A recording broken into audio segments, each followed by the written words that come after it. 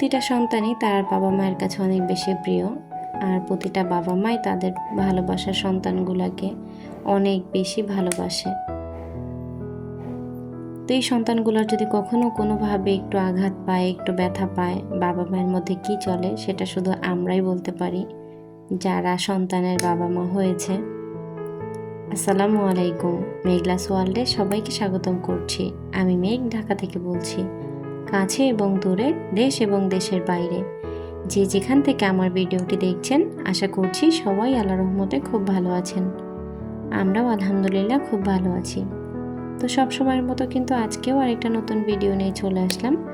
আশা করছি প্রতিদিনের মতো আজকের ভিডিওটা আমার আপু ভাই আঙ্কেল আন্টিদের কাছে খুব ভালো লাগবে।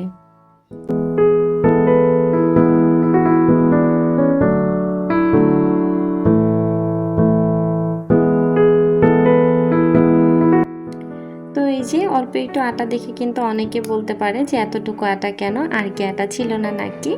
আটা ছিল, কাইও করা ছিল, আর পরোটাও বানিয়ে খাওয়া হয়েছে। তো এইটুকু বাকি ছিল, তো ভাবলাম এই দুইটা দিয়ে বানিয়ে ফেলি। তো এই যে এই দুইটা দিয়ে এখন বানিয়ে নিয়েছিলাম কোনো রকম করে। এটা আলুর পরোটা ছিল, এই জন্য এরকম একদম নরম হয়ে গেছিলো।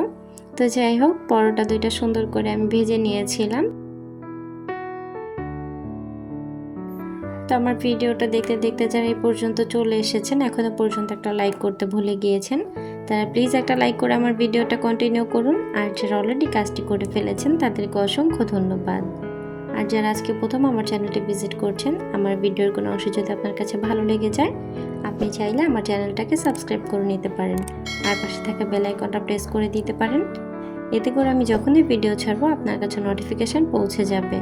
আর আপনি যদি চান আপনার সময় এবং সুযোগ মতো আমার ভিডিওটা দেখে নিতে পারেন।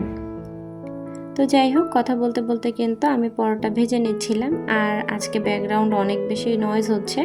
আমার বাসায় যে কাজ হচ্ছে এটা তো সবাই জানেন, আর পাশেরটাতেও কনস্ট্রাকশনের কাজ চলতেছে। তো দুইটা মিলে একদম হযবরল অবস্থা হয়ে গেছে। সারা দিন রাত 24 ঘন্টা কাজ চলতে থাকে, রাতেও ঘুমাতে পারি না। আর সকালের কথা তো একদম নাইবা বলি, সারাক্ষণই শব্দ হতে থাকে।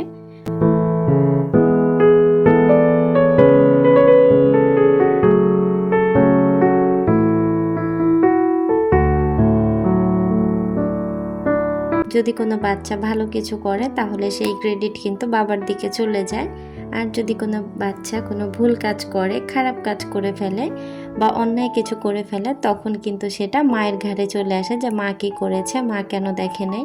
কিন্তু ভালোর দিকটা কখনোই কিন্তু মায়ের দিকে আসে না, যে বাচ্চাটা ভালো করেছে এর পিছনে ওর মায়ের অবদান আছে। তো এটা কিন্তু সবসময় দেখে আসছি। তো গত 2 দিন আগে সিয়া খেলছিল, একটা ছোট বালতি ছিল আমাদের, ওই যে নুডলসের সাথে যে ফ্রি বালতি থাকে মিস্টার নুডলসের সাথে, ছোট ছোট বালতি, অনেকে হয়তো চিনবেন, টিয়া কালার বালতিটা থাকে। তো ওই বালতিটা দিয়ে না সিয়া খেলছিল। তো খেলতে খেলতে না কিভাবে যেন ও মাথায় দিয়ে খেলছিল, তো খেলতে খেলতেই না হুট করে কিভাবে যেন বালতির যে পিছন সাইডটা থাকে ওই সাইডটা পিছনে চলে যায়, ওর ঘাড়ের পিছনে, আর যে ধরার সাইডটা আংটাটা থাকে ওইটা ওর গলায় আটকে যায়। তো কোনোভাবেই না আমি ছুটাতে পারছিলাম না, আর মেয়ে যেভাবে চিৎকার করছিল ওর কান্না দেখে আমিও কান্না করছিলাম। মানে কী যে করবো কিছু বুঝতে পারছিলাম না। আর তখন সিয়ার পাপাও বাসায় ছিল না, তখন উনি বাইরে ছিল, রাতের প্রায় 11টার মতো বাজে।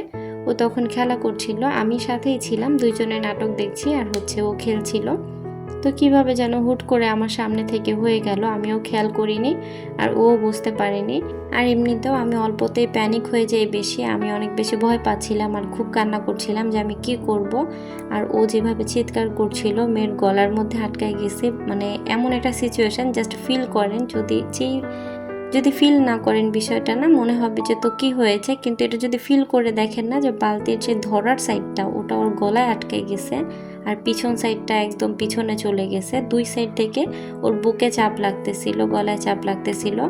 একদিকে এক কথায় বলা যায় যে ওর চোখ মুখ বন্ধ হয়ে গেছে, নিঃশ্বাস নিতে পারছিল না। তো এই অবস্থাতে আমি কি করব, সিয়ার পাপাকে ফোন দিয়েছি, আর সেও এমন ব্যস্ত ছিল, সে আমার কল রিসিভ করে কথা না বলে জাস্ট রিসিভ করে রেখে দিছে। আমি যে কথা বলতেছি সে শুনেনি।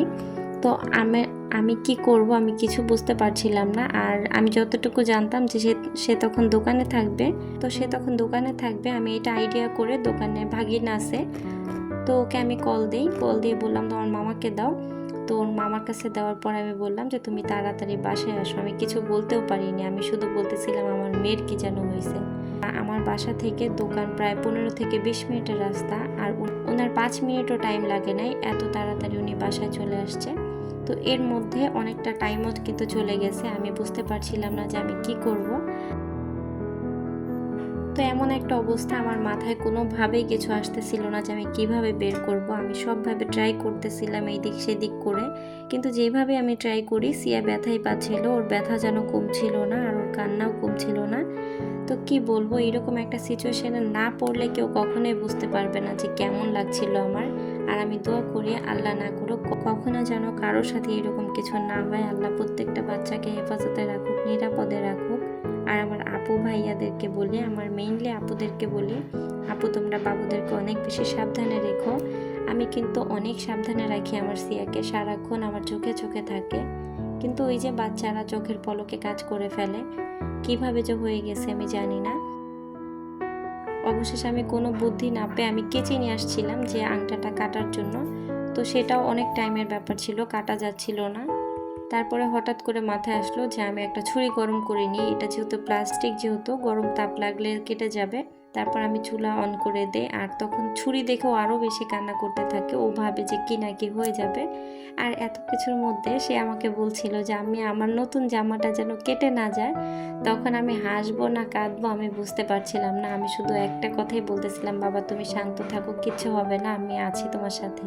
তো আমি কিন্তু ওর সাথে কথা বলতে বলতে আমি ছুরি গরম করে আস্তে করে নিচে ওর গলার সাইড থেকে আমার হাত দিয়ে, তারপরে আমার হাতের উপরে বালতির হাতলটা রেখে তখন আমি আস্তে করে কাটি। আর এর মধ্যে সিয়ার পাপাও চলে আসে, আর ওর পাপাকে দেখে ও তা আরও কান্না শুরু করে দেয়। তো ওর পাপা এসে দেখে যে, ওর পাপা বাসায় এসে দেখে আমিও কান্না করতেছি, ও কান্না করতেছে। আমি যে কেন কান্না করতেছিলাম এটা তো আমি বুঝতেছিলাম। আমি তো দেখছি আমার মেয়ের চিৎকার, আমি তো দেখছি ওর ভয়ানক সেই চোখগুলা, ও কেমন হয়ে গেছিল একমাত্র আমি দেখছি সেগুলা। তো আমি কখনোই চাইবো না যে আমার সন্তান আর কখনো এরকম কোনো একটা বিপদ করুক, এরকম কোনো একটা সিচুয়েশন ক্রিয়েট করুক, আমি কখনোই এটা চাইবো না। তো আল্লাহর অশেষ রহমত যে ওর কিছু হয়নি, ও সুস্থ আছে, ভালো আছে আল্লাহর রহমতে। তো অবশেষে একটা কথাই বলবো আমার আপুদেরকে, সবাই প্লিজ সবার বাচ্চার দিকে অনেক বেশি খেয়াল রেখো ভাই। বাচ্চারা অনেক বেশি দুষ্ট থাকে, যে কোনো সময় ওরা যে কোনো কাজ করে ফেলে, কখনো এটা ধরা যায় না যে কখন কি করে ফেলবে।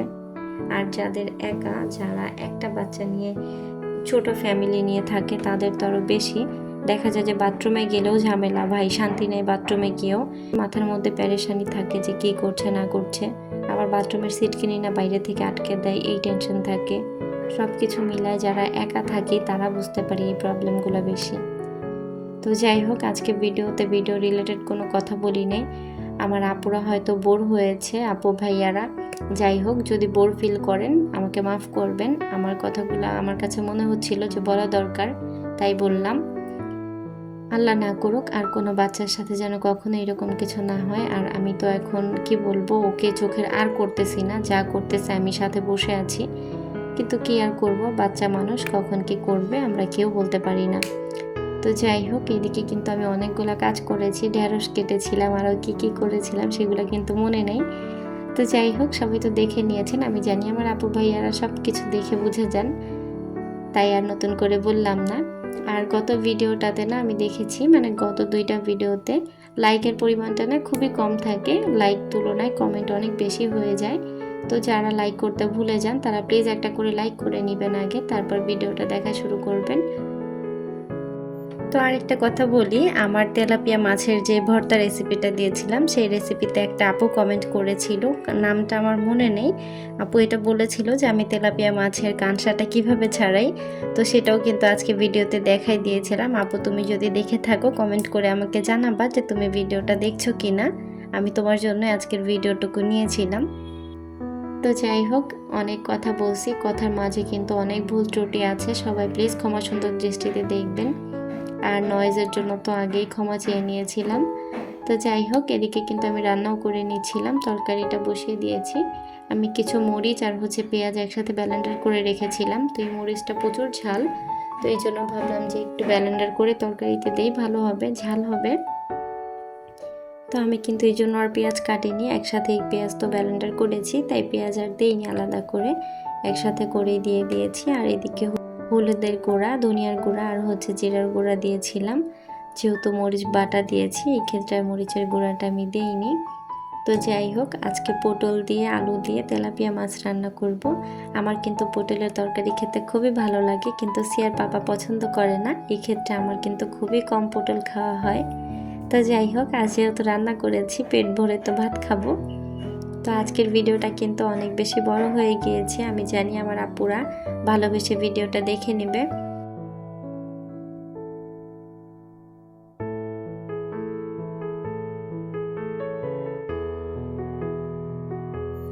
তো এদিকে কিন্তু আমার তরকারিটাও হয়ে গিয়েছে, কষিয়ে নিয়েছিলাম আমি। আগে তো দেখেছিলেন ভেজে নিয়েছিলাম, মাছ ভেজে তারপর কিন্তু পটল আলু ভেজে নিয়েছিলাম, আর কষিয়ে নেওয়ার পর কিন্তু একসাথে করে দিয়ে দিয়েছি সব কিছু।